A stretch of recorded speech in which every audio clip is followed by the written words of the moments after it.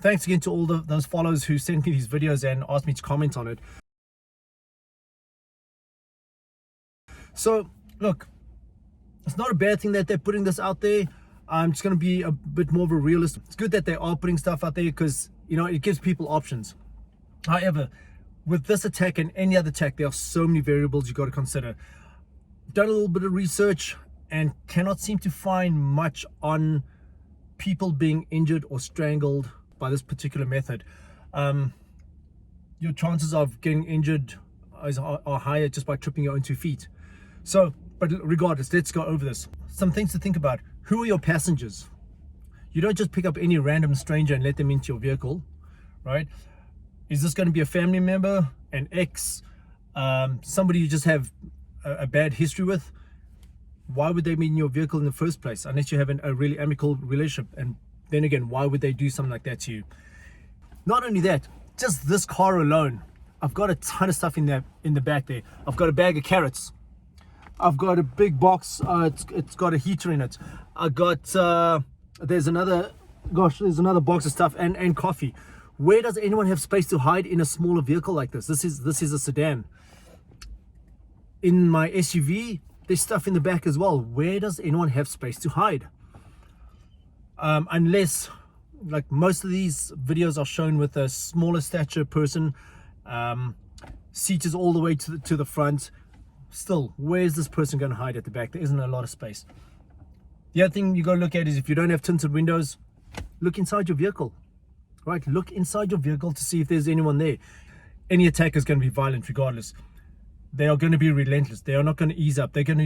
Their objective is to, if they're going to strangle you, it's not just to injure you, believe me. So they're going to put every ounce of strength into this. So by you getting caught by surprise and trying these techniques, I feel there's a maybe 9 out of 10 chance that it may not work. However, here are some options, some things you can look at. Let's deal with the first one. An unexpected attack inside the vehicle. You do not expect the person to be inside the vehicle. This may not sound like common sense now, but in literally a minute or so, it'll make complete sense and you're going to be like, why didn't I think of that? So I'm going to ask you a question, and I'll guarantee you almost most of you have done this or experienced it. You've bought a coffee, left it in the vehicle, and went out for a bit. You've spilled coffee, or you've spilled something inside the vehicle that has a very strong odor. You've bought takeouts. You've taken the takeouts to the house, and you've come back to the vehicle half an hour later. Or even, you know, you've left the takeouts in there. You've stepped away for literally 2 minutes, come back again. Every vehicle has its own scent that you're accustomed to, that you're aware of. Okay. As soon as you open this door, that whiff of coffee or takeouts hits you right in the nose, okay, or right in the schnozzle. If there was somebody hiding in the vehicle, would you not get some kind of an odor coming out of there, cologne or some kind of body odor? That should be a red flag right away that somebody is in your vehicle or was in your vehicle. So don't get in. So rather avoid that situation. Go around the vehicle, check all the other doors. Could it be hiding in the back? Okay. If you're in public, is there a chance that he's going to attack you? It's a 50-50. Because we don't know the person's intention. If it's at home, there's a good chance that the person is going to attack you if he's hiding in the back of your vehicle. So hopefully that tip helps you avoid that situation in the first place. Two other things in this technique that to me do make sense. Putting your hand in, because putting your hand in, getting anything in between the rope and your neck and gives you a bit of space to breathe, 100%. Turning your neck away from the rope makes sense, because as soon as you cut off air, the fight is done. However, when this happens, okay, the rope is pulling on your neck. This person is pulling so tight. Bring your hands as close as you can. If you can find, yes, that gap between the rope and your neck, if you can get your hands under there. As a female, I don't have the strength to take this out. There's no strength there. She's not wrong. At the gym, there's an exercise to build the triceps, and that is called a tricep push-up or skull crushers, right? And it's a close grip from here to work the tricep. Now, as much as we say the tricep is the biggest muscle of the arm, it's not strong enough when somebody's using their whole body and their biceps pulling in on you, right? So if you haven't trained that, you really do not have the chance to get that rope off your neck, even the slightest bit.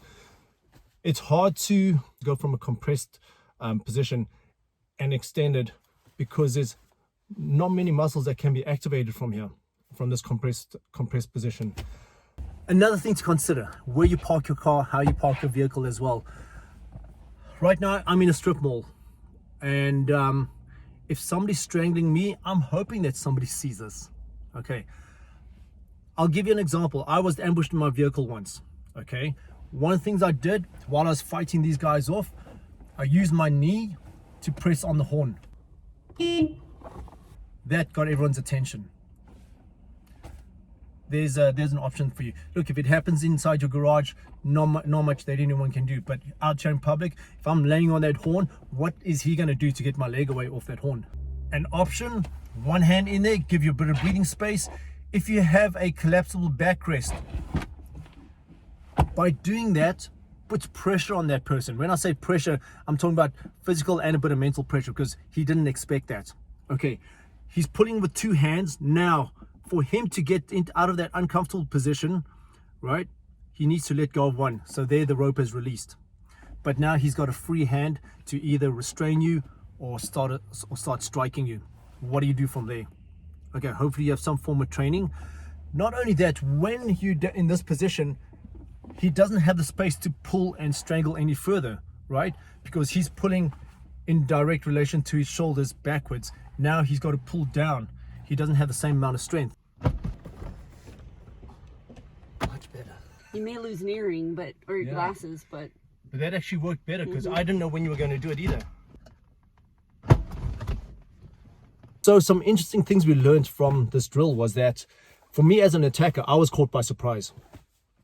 I didn't know when she was going to pull that lever, and when she did, that sudden movement actually had my muscles release a little bit, and then she was able to get out. Now that takes a lot of practice, because in a state of panic, the common reaction a lot of people do is they'll actually give their neck. As soon as the rope comes around, they'll give their neck. Okay, what you want to do is, as we mentioned before, turn to the side. When it dropped back, she already had a bit of tension on the rope, and her hand ready on the lever. So there's a lot going on there. Again, during a state of panic, are you going to remember that stuff? Not only that, once you get out of that, what are you going to do now? Hopefully you're quick enough to release the door handle and get out of there. You've also got the steering wheel to grab onto to get out. But rest assured, as I mentioned, I've looked at a lot of different media and tried to find cases where there were these attacks in a vehicle. And if you follow what I said in the first part of the video, do your best to avoid these kind of situations. Be aware of your surroundings, take note of your situational awareness. Okay, know your craft. In other words, like I said, know your vehicle, the sense of your vehicle, what should be in there. Don't be letting strangers in your vehicle either. Great that we do these videos, but you got to go practice this at home. So that was just one of the better options I could come up with for all the folk out there. And again, thank you for asking me to do this review. And from the ops team, stay safe, always live and fight with options and opportunities. Take care.